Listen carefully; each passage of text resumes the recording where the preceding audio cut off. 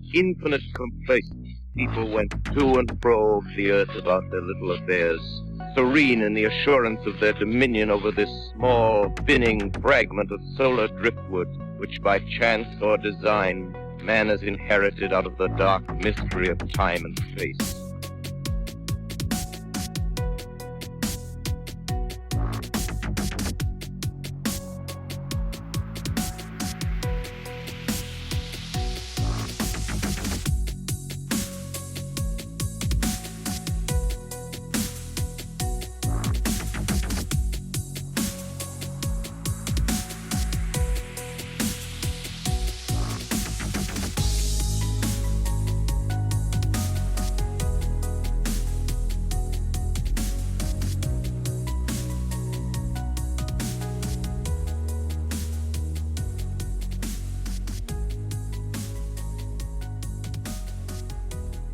So on this episode of Into the Fray, I welcome David Flora. He is, of course, of the Blurry Photos podcast, and Derek Hayes of Monsters Among Us podcast. Now, we could do an entire episode, of course, just chatting amongst ourselves about random high strange goodness, but we are actually here to talk about a documentary that these two guys produced and starred in, put a lot of work into. We have been talking about this coming out for a long time now. It is finally happening.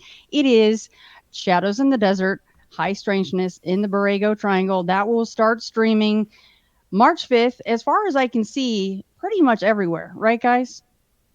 Yeah. We're pushing people toward Apple TV and Amazon Prime, but you can pretty much find that thing anywhere once it's released. All right, so you guys were kind enough to send me a clip, right? And for anybody listening on a quote-unquote regular podcast listener, this is going to be up on my YouTube in video form. So, yeah, you can hear it, of course. But if you wanted to see our lovely faces and watch this clip, then, oh, stop it now. You can go to my YouTube and watch this clip, which we shall see right now.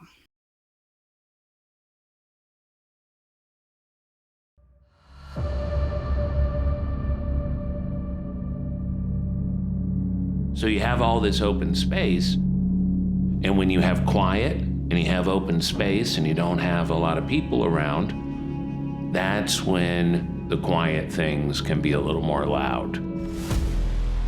UFOs, cryptids, ghosts.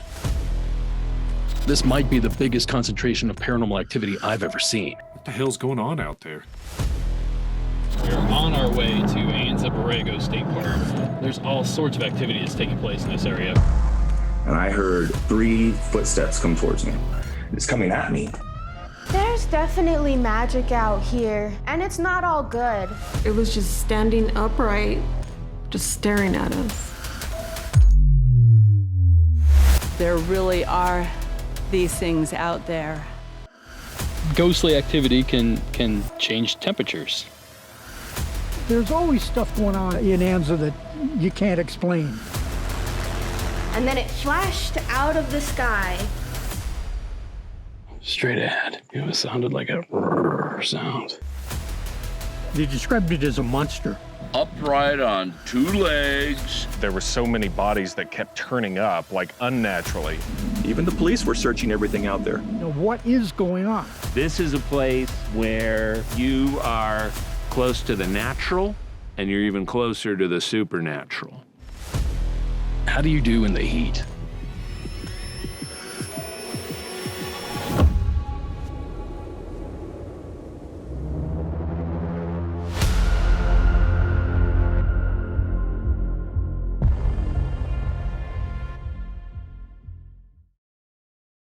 So I wanted to start out by saying that during the filming of this, you guys were flashing up some of the temperatures that you were experiencing during the filming. And at one point, I think the highest I saw was like 122. Is that correct? Yeah. Yep. Yeah. Unfortunately, that's dead on. First, let me say thank you so much, Shannon, for having us on here. We really appreciate you giving us the time. And 2, yes, it was hot as hell, as they say out there. The desert was pulling no punches and showing off while you Hell guys were jealous of us out there, I think. Yeah. Or we were jealous of, I don't know, one of the two. Like, hell Hell didn't hold a candle to it, is what I'm trying to say. Yeah, Satan's like, how's it feel up there, guys? How you doing? You feeling good? All right. Focus? No. Melting? Good. All right. So the triangle. Now it literally is, and you have a great map that pops up as you're moving through these locations. What are the kind of situations or the places where the triangle is situated? I should say. What are the 3 points? There's there's one in the northwest corner that's near Hemet out there in California. The easterly point of the triangle is right around the Salton Sea. It kind of touches the Salton Sea area there. And then the bottom, the south point of it, basically goes down to the border of Mexico near Ocotillo and Interstate 8. Jacamba Hot Springs down in that area. Jacamba Hot Springs, yeah. Also, it basically covers the most of the Anza Borrego Desert State Park here in Southern California. It's the largest state park in the state, and it's huge. It's like the size of Rhode Island or something like that. So the triangle itself is pretty big as well. So describe the varying landscapes within this area. Now, I personally have not been in that area, but it reminded me almost of going to Utah. You can go to the surface of Mars, you can have forests, you can have high desert, and it reminded me a little bit of that. Well, one corner of the triangle is like 260 feet below sea level. And then the other corner is, I think, 8,000 feet or 9. It's way up there. I don't know the exact number. So there's obviously a terrain difference there of 9,000 feet, 8,000 feet, something like that. So in the lower lands there, it's desert. They have cactus. There's just rocks everywhere. There's dirt everywhere. There's not a lot out there. Badlands, dry lake beds, that sort of thing. And then if you go a little west, suddenly you're in the mountains and there's pine trees and snow and water and that kind of thing. So it's really diverse, the area that's contained within the triangle itself. You can go from 122 degrees there at the bottom and walk up the mountain, and it's 75 and perfectly brisk almost out there compared to the bottom of the valley there. You guys almost needed like the tearaway pants situation. Like back in the day, they had the Adidas snap pants, you can just exactly. You get some air in here. We were going to include that as a section, but we couldn't get the rights to Whoop There It Is. So I really wish you could have made that happen. It would have added a real artistic layer to this. No, some sort of layer. It would have added. Would have been what we were talking about before, but we'll leave that alone. So, as far as the history of this area, because you do get into that, as far as also possible explanations as to different lenses that people might be looking at some of these experiences through, or just straight up why it's happening, right? So, what is some of the history of this area? Well, the human history goes back thousands of years. There were several tribes that I believe they still, at least one of them still lives in this area. There are reservations there where they still live. So there's been human occupation in this desert valley for thousands of years. In the what year was it that the Anza came through there, David? Late 1700s, is that right? Late 1700s. Juan Bautista de Anza came through that area. He ended up being the namesake of Anza down there, whereas that's one of the places we visited because there was a Kauai Mountain was said to be a hot spot and a place where a certain phenomenon called Goldie happens, and that's one of the orbs, and we discussed that in the film. Anza came through there, and then they had the stagecoach lines running through because that was. They carved out a pretty good little highway through from Yuma, Arizona, up to San Diego, and that was going right through the middle of it. They followed the water sources there and the springs, and eventually the Army took over Vallecito Stage Station, which is right down there in the middle of the triangle, and another one of the spots we covered. And people started ranching out there eventually, raising sheep. And then in the 30s, they started making civic improvements to Borrego Springs, and then from there it's just kind of grown a little bit, not out of control, but Hardly it's at all. Bigger than it was. A little bigger than it was. And, you know, the crazy thing is about all these groups of humans have their stories from this area. You know, the Native Americans have tons of rock art that we explored throughout the film that seems, at least to me, to depict possibly these creatures, UFOs, ghost lights, the kind of activity that's been reported out there. And, of course, the Butterfield stage line that David talked about, there's all kinds of ghost stories along that thing. People have been seeing these glowing balls of light throughout the desert for hundreds of years. And, of course, the Sasquatch creature, the Borrego Sandman, as they call him out there. He's been reported for at least 150 years, probably longer than that. And then we shouldn't forget to mention the Impossible Railroad that ran through that area down there, because that was one of the major focal points of one of our stories, was the Goat Canyon Trestle, which runs through, I think it was Carrizo Gorge. Yeah, that's right. And that's down there by Jacumba Hot Springs, Ocotillo, that area. But this railroad they built, it was like 30s, 40s, wasn't it, that they started building that? I think they started in the late 19th century, actually. And it took them like 20 or 30 years to get it done, yeah. Yeah, but it's this crazy Allwood Trestle railroad, slightly curved. And that's its like claim to fame, is it's the world's biggest curved wooden trestle railroad. And yeah, so they've been making all kinds of improvements and stuff there, and that's one of the spots where some of the cooler stories happened. Mm-hmm. Yeah, They've been trying to tame this area for a long time, I guess is what we're trying to say. I don't know that I would go on that trestle, just from the looks of it, and then the subsequent story as far as what has gone on that trestle, that was actually one of the, David creates perfect segues, because that was one of the two stories that I would really like to, because we don't want to give away all the stories from the doc, right? So that was one of the two I chose. Maybe you guys could expand upon, but the goat, let me get it right, Goat Canyon Trestle lights. Now these lights are a little bit different from some of these other orbs that, you know, are captured on film, whether it be photo or straight up just video, right? And I love that in one part, you guys have no problem, and Derek, this is definitely where I think maybe your podcast people will recognize this, is you're going, okay, well, here's this happening, and here's maybe why. And you straight out just went, we just took this picture, and there's about 80 orbs in it, right? And you're going like, nope, you know, debunked, stamp, this is dust. And that needs to happen more, by the way. But, okay, so the sentient aspect of this set of lights is quite different, because you almost can call them like the killer lights or the killer orbs. So let's talk about this aspect of it. And I think that David has a really great one-liner in there that I want to bring up. But let's talk about this story. Well, I'll start with the orbs themselves. These are a little different. They're not quite like your Paulding light or your Marfa lights or anything. These things seem to travel throughout the valley there. People report seeing them in different places, Oriflamme Mountain, like we said, the Carrizo Gorge, Goat Canyon Trestle area, running across the road throughout the park. These things seem to be traveling around rather than just showing up in the same spot repeatedly. Now, as far as the lights themselves are concerned, you know, they've been reported for hundreds of years. We had some reports that were back there 150 years at least, I'd say. And one of the most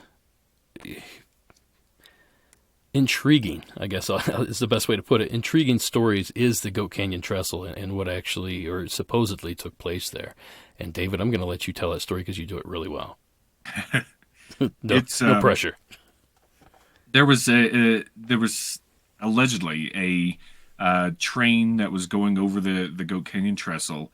This was, I think, 67 maybe, or 76. One of the, I could be getting those numbers backwards. Somewhere around in there, just a regular train going, you know, to San Diego, I think, and came out of there's a tunnel that the train goes through, and then the gorge goes down from there. So the trestle goes over this gorge from that tunnel. And as soon as they came out of this tunnel, the engineer saw these lights on the other end of the gorge on the track, and it looked like it was kind of coming towards him.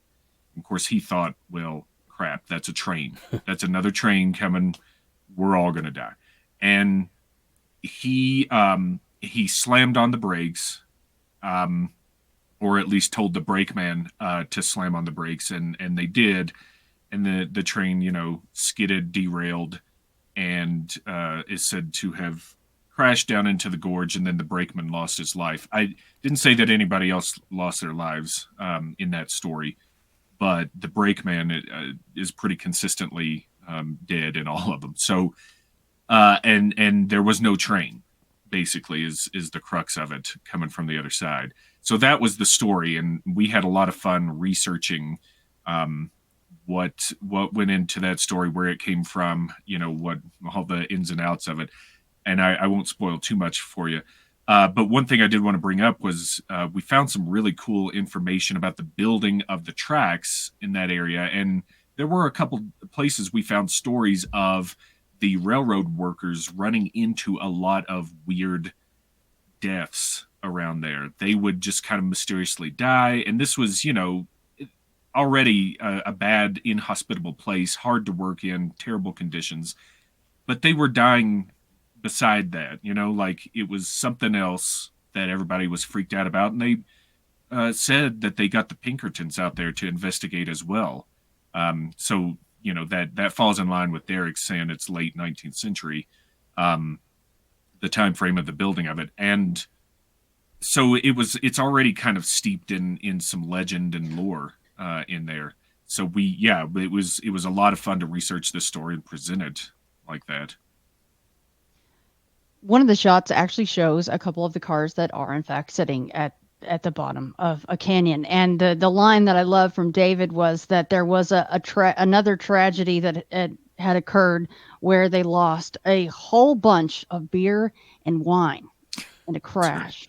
Where especially back then, I can imagine you're going, how many years it took to get that put together, and oh my God, we have to go alcohol-free dry January. Forget it. So yeah, I love that little throw in there. I definitely caught on to that. Yeah, but so killer lights out there, because a lot of the orb stories are more what we might call a residual situation, right? And then you can tie that into, well, is orb straight up paranormal, or is it tied into UFOs? What's really going on there?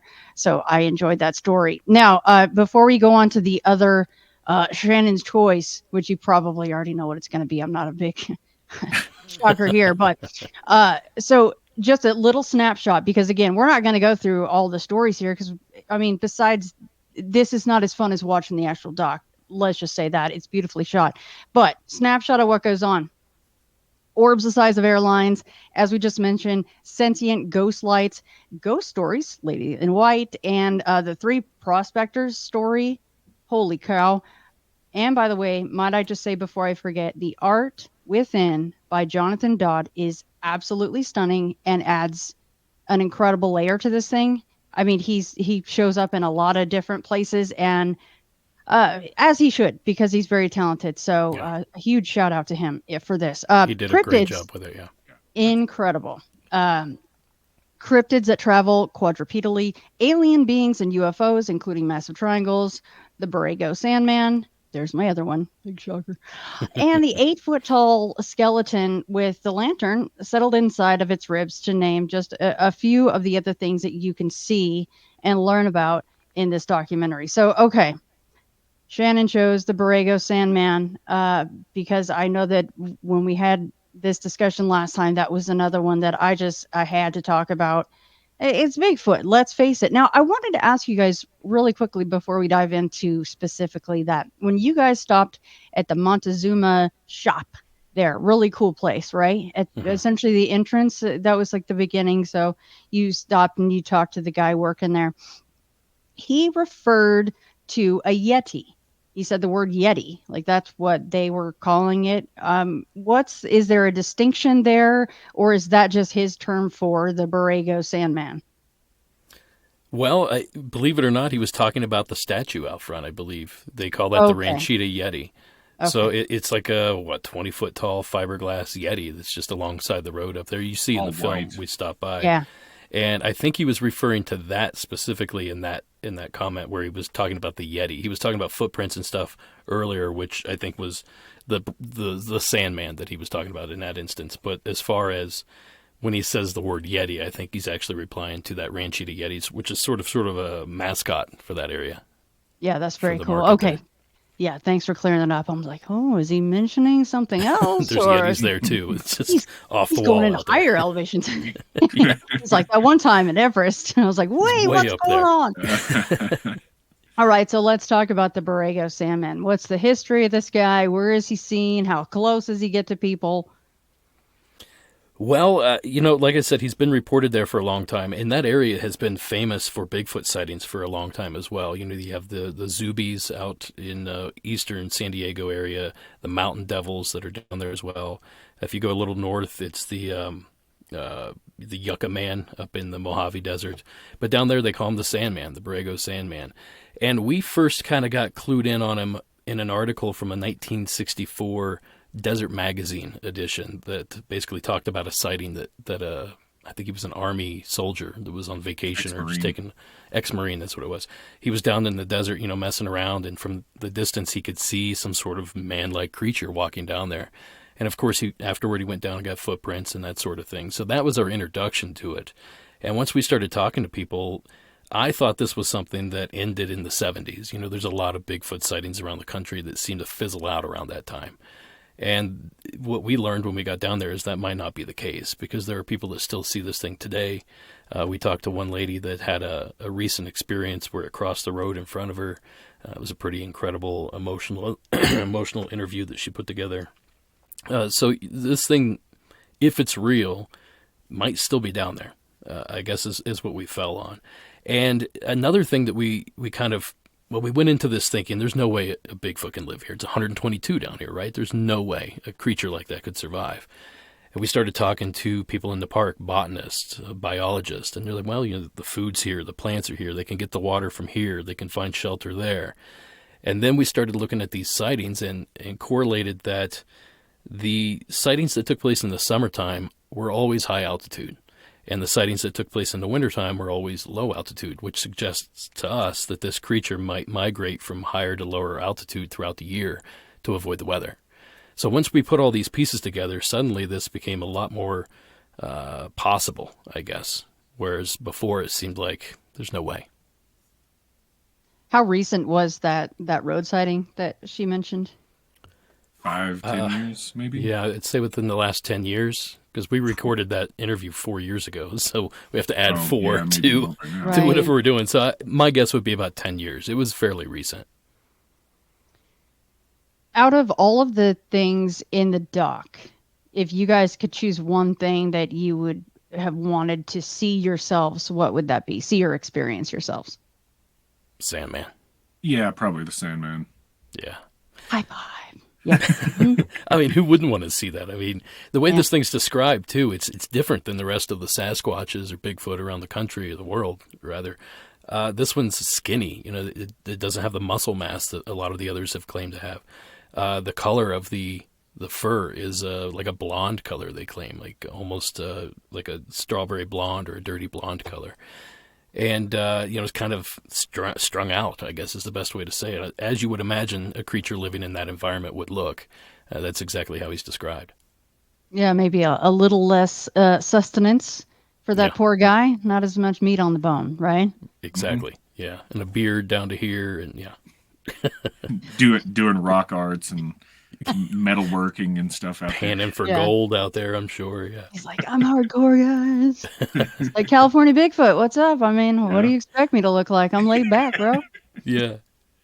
So one of the questions that I was wondering before I even started watching the documentary, because anytime you're touching on, not every single time, but a lot of times, you mentioned Skinwalker Ranch or Bridgewater, there it is, Bridgewater Triangle. You also have elements of the government and the shadow government and black helicopters and places that are off limits. Now, not only did you guys have, and you can tell me how many times, if you want, but several times during filming, there were Apaches and Blackhawks flying around while you guys are doing your business out there. Was there any time that, and of course, and you mentioned it, Derek, you're like, yeah, there are Air Force bases around, of course, but did you do a deeper dive as far as, well, how far were they? Or, did you talk to other people that might have said, well, they have been around a little bit more since you guys have been in the area? Was there anything like that? Well, we didn't make contact, and we should have had you on set there because that's a good idea. We probably should have reached out to all the military bases in the area. I can tell you, I know for a fact that they're like 100 miles away in several different directions. We have Edwards. David, help me out here. Pendleton, Miramar. Pendleton, yeah, Miramar. There's a bunch of them, big ones, small ones, but they're all sort of around 100, 150 mile parameter around the triangle. I would say these bases are located. So to see something there isn't out of the ordinary. I mean, it's not that far for a jet or even a helicopter. The problem we had, or the exciting part, I guess it was, maybe not at the time, it wasn't exciting, it was kind of scary. They seemed to pay attention to us. Wherever we would be in the middle of nowhere, there wouldn't be another human within 30 miles, I bet. And here these kind of things come, and they're right over top of us. And a few times, we're pulled off the side of the road, nobody else around, and they come over and circle us a couple times and then fly away. So they're obviously interested in what we're doing. Do they know who we are? I have no clue. But a couple times we were a little shaken, like, what? They're here again? And they're so close. Like, you could see the operator of the helicopter. I mean, that's how close these guys were. Did you give them a special wave, if you know what I'm saying? No, I'm just kidding. I didn't. Laser pointer right in the eye. Yeah. Oh, no, those Apaches, I mean, those are straight up gunships. I was like, oh, you can actually see the gunships on there. That's pretty cool. Absolutely. And they were landing near us, too. I forgot about that. Yeah. There was another instance where we were doing an interview, and they just started landing like 100 yards away, something like that. So close that we had to stop. Like, we just couldn't film. It was so loud. It was loud, and the dust was kicking up, and you were close enough. And then they took off again. Yeah. Really? Okay, so that aspect is a little strange. They're just doing touchdowns just to F with you guys? I mean... Seemed that way to us. I mean, we're not military experts, so we really don't know. But it seemed like there was some sort of connection between them and us. I just don't know what it was. I love it. Piss them off. Oh, so I'm sure that you would mention this since I brought it up, but any strange cars following you, any strange people showing up at the house? I've always said that I know that I've done something right if I had that stuff happen. It still hasn't yet. So have you noticed anything strange? I'm really getting conspiratorial now, but I had to ask. Strange people, yes, but not at the house, unfortunately. And no, I don't think we noticed any cars following us that were out of the ordinary. I wasn't looking, to be honest with you. I was looking up most of the time. My eyes were just straight up in the air 90% of the time I was out there, day or night. Yeah. That's not to say there weren't people watching us, because that's the thing with this place, this desert, this park. You'll be out in the middle of nowhere, but it feels like you're being watched. It feels like something's going on. Yeah, except you guys actually really were. I mean, that whole helicopter aspect, and then to add to it, the whole landing thing was I was not aware of that. That adds another layer to it. Extremely interesting. I like that. We didn't get a good shot of it. That's why it's not featured in the film, because it landed behind some trees that were between us and the helicopter. So once it went below a certain level, you just couldn't see it. So we're just going to show a tree with some dust coming out of it. So we opted just not to show it. But I'd say we showed maybe 50% of the times the helicopter showed up, because we didn't always get a shot of it. Sometimes it happened real fast. Sometimes we had the wrong lens on, or we were in the middle of a take or something like that. So it happened. It happened quite a lot. Yeah. Yeah, you're showing the tree just kind of billowing with the dust. You're like, trust us. There's an aircraft back there, guys. It's in there. It's in there. Trust me. It's just a pack of dog men back there fighting. They're just running around in circles, chasing their tails. That's why there's so much dust kicking up. Wrestling. The wrestling dog man. All right, Dead Man's Hole. this ties in with the helicopters and, when I went into this thinking, well, is there an area that's off limits there at all? And there is. Now, I don't want to tell the whole story of Dead Man's Hole. Very interesting. Let's leave that alone. But there is parts of this park that you can't just go sauntering around or driving through or walking up to, right? And this is one of those locations. Yeah, that where we pinpointed Dead Man's Hole is right either in the middle of or extending through a U.S. Navy training ground. And they have signs up, it's not like super high security or anything, but we didn't want to risk, jumping the fence and then, having our day kind of set back, let's say. They did have armed guards at the gate, so it was, they did take it seriously. And essentially what happens, we pinpointed where we thought this place was. And when we showed up, we realized you're not going to get there because there's a fence, there's signage everywhere.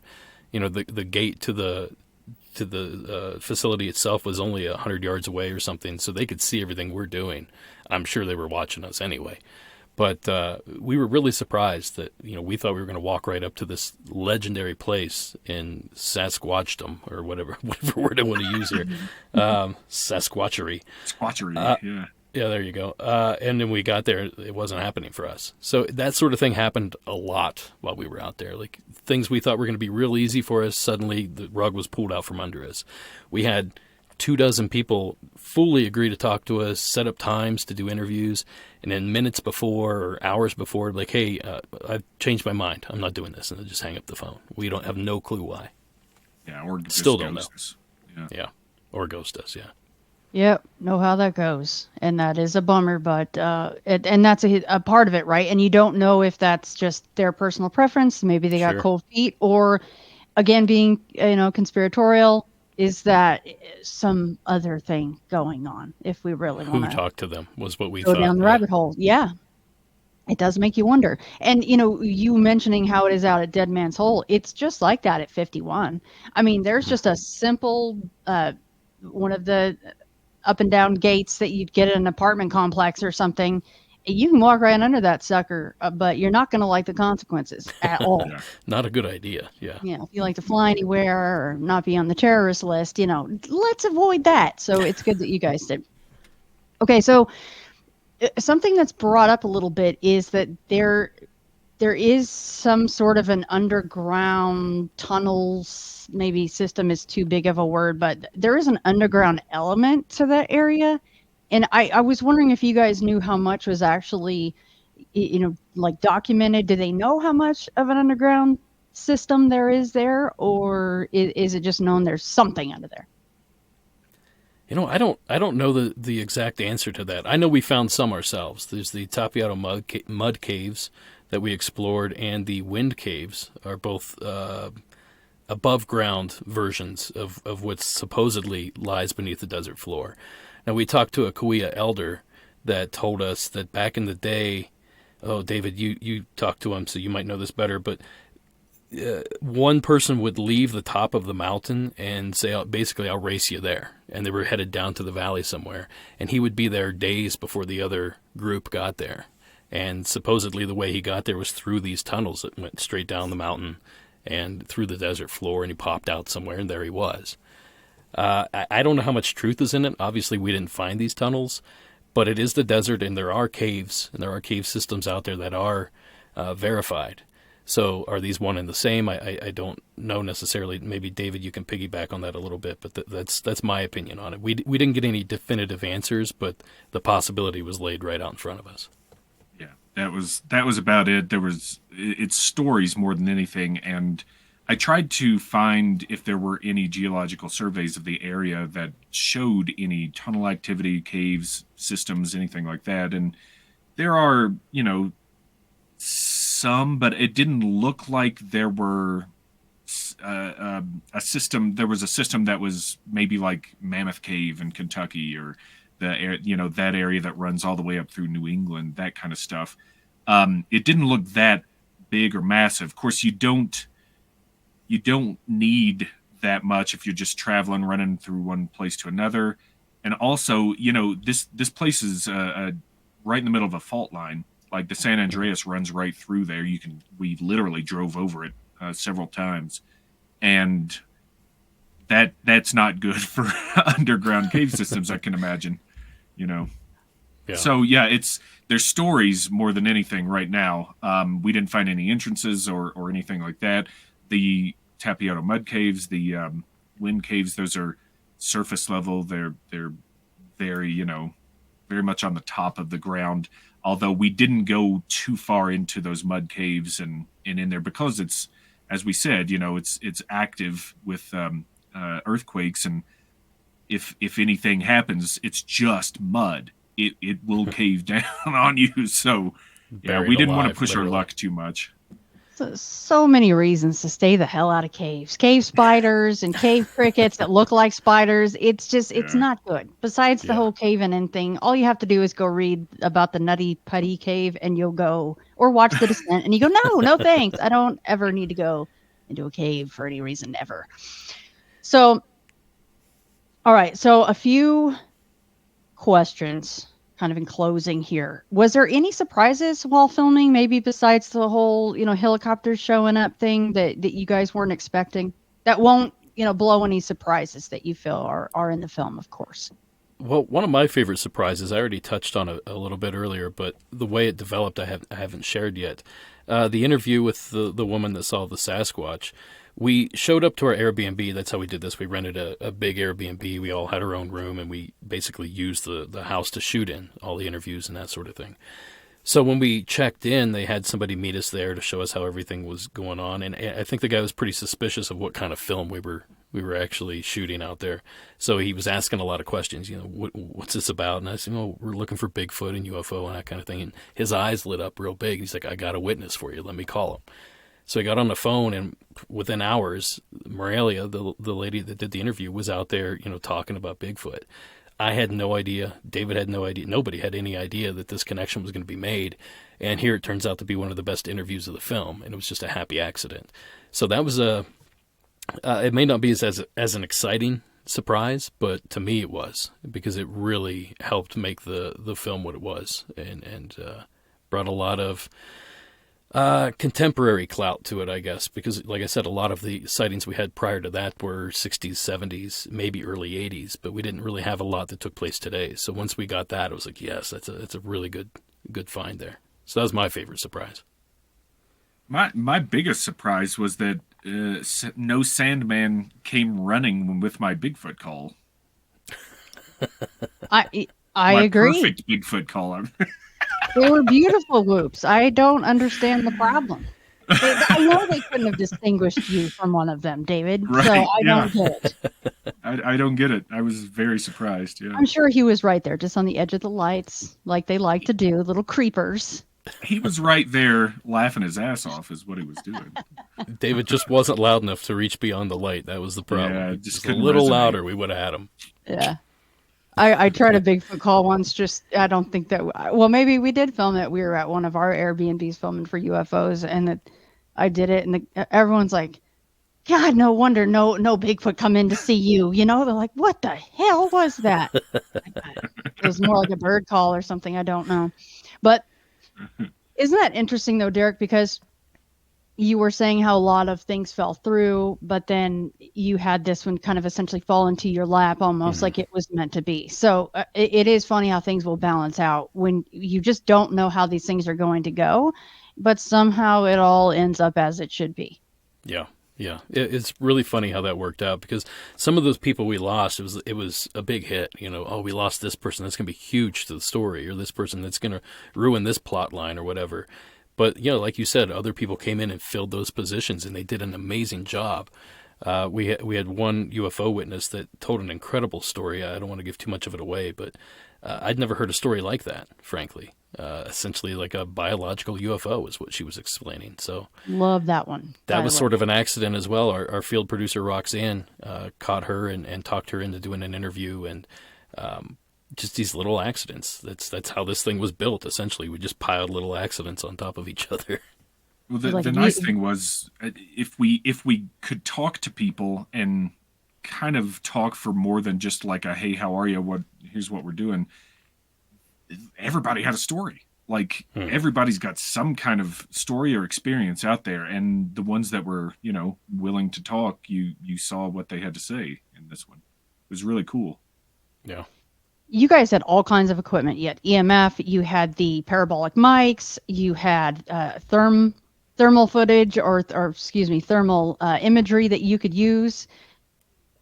If you could do things differently, if you could go back for a few days, would you take any extra equipment or maybe alter things like use more natural equipment, like maybe take sensitive people out there and see if they could, essentially the easiest way to say it is psychic or remote view something. So, really get into a different aspect of it. Is there anything that you guys maybe would employ different next time? The big thing for me is I wish we had LiDAR or ground penetrating radar or something like that, especially when we were talking about the cave systems, because we had no way of proving or disproving that these things existed. So if we had something like that, that would have been great for us. My other thing is time, I think, would be the thing I ask for the most. We shot the entire film in, I want to say 12 full days, spread out throughout, years technically, but certainly a couple months. So if we had an extra couple days to just one day, just to ghost hunt the whole day, who knows what we would have come up with. We could have hit a couple different spots. We could have really let the equipment run for a while and kind of got a ground reading and compared it to some other spikes that we got. We simply didn't have enough time out in the field to really do a real investigation. So that would be the big thing that I would like to have. Yeah, I would have loved to have camped out in a spot there, because you can camp out basically anywhere there, and just have an overnight thing, just, I don't know, watch party or something. Like we just wait for something, see if something happens, or if we could attract something even, roll the dice. But something like that, and an overnight, just give it a long time, because, the investigations that we did include in the film, we didn't get a long time with either one of them. We spent a while, but it wasn't an overnight thing. It wasn't something to where you could let everything kind of like settle and just be part of everything out there so that things could feel comfortable to be seen. But I'm with Derek. I wish we had another couple days. And we had the full crew with us too, so that, it's hard to produce stuff, or it's hard for things to manifest, I guess, if we have like a sound guy and then a camera guy and a field producer and then us two jabronis out there whooping into the darkness and all that stuff. So we really didn't set ourselves up for success in the investigations. It was more of here's our effort to try to get out there and see if whatever this is wants to make contact with us. And like we both said, just time. That's the big thing. Maybe for the sequel, who knows? Oh yeah, sequel. Yeah, I think that's the irony of the whole thing, though, right? Because I've been part of docs, and you have to have the crew there because they're doing the audio. They have the cameras to capture the documentary so that you folks can watch it. But at the same time, you kind of feel like I wonder if all of this activity kind of frightens whatever's around away.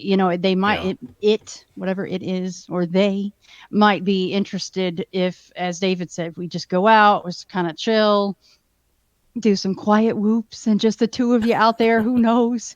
But that is the irony of it and the rub of the whole thing, because then people will yell, well, where was the camera, damn it?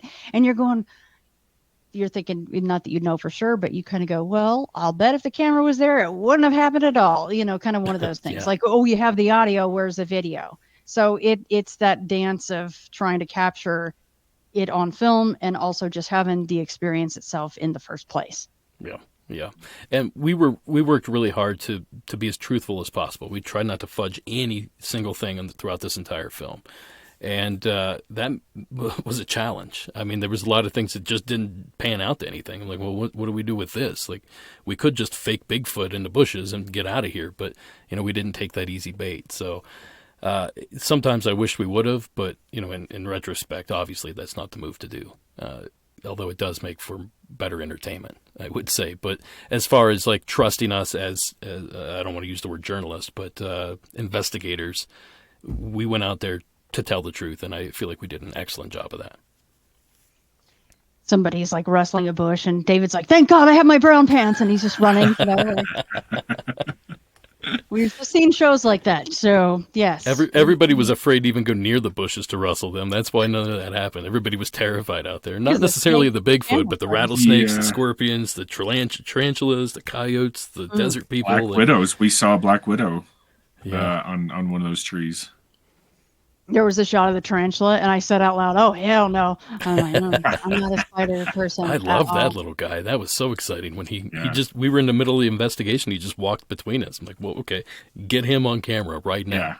Have him sign a waiver of this moment. He leaves a little leg hair on the sheet. Exactly. Like, ooh, gotcha. So this doc, and again, there is so much more that goes on that we're not even touching on. And I kind of hinted at the beginning, but you guys talk about, here's the story and here's why this may be happening. And you actually do physical tests to test out some of these theories. And I won't give that away at all, because that was one of my favorite parts, is that test that you guys did with a little bit of quartz. And it was something that I was not really aware of before seeing this. So that was really cool to see.